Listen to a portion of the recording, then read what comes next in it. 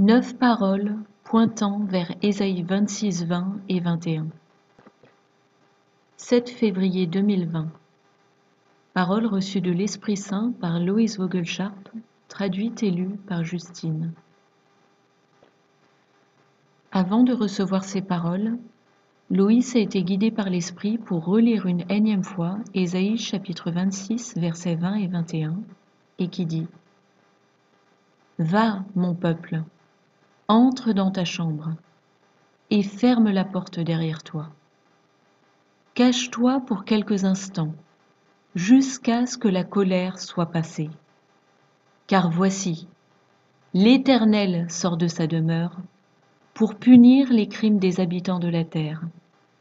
Et la terre mettra le sang à nu, elle ne couvrira plus les meurtres. » Parole numéro 1. J'appelle les Joseph de cette époque. Il est temps de se préparer à construire, car l'or et l'argent vont voir leur valeur s'accroître, et les miens vont les utiliser pour construire ces arches-refuges. Car les versets d'Ésaïe 26, 20 et 21 vont certainement se réaliser. Et seuls ceux qui ont des oreilles pour entendre écouteront mon esprit qui les conduira en sûreté. Élevez-vous, mes Joseph, et construisez vos lieux derrière lesquels vous vous cacherez. Parole numéro 2. Le virus épidémique Ebola est sur votre sol, et il en infectera un grand nombre.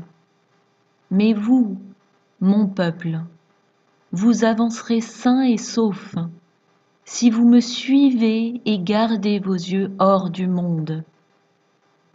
Marchez dans mon royaume où ma protection est à votre disposition.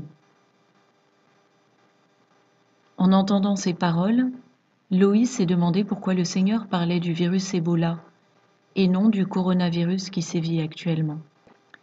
Il a alors poursuivi. Les noms choisis pour ces pestes virales sont sans importance.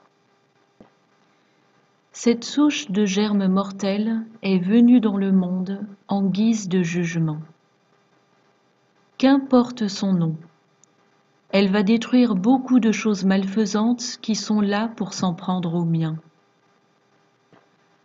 Accrochez-vous à mon amour pour vous et soyez diligents dans votre style de vie qui doit refléter l'amour, la paix, la compassion et la gentillesse les uns envers les autres. Parole numéro 3. Il y a une grande méchanceté en haut lieu. Maintenez une vie de prière riche, car une abondance de prière est nécessaire pour étouffer les mensonges et les tromperies de l'ennemi.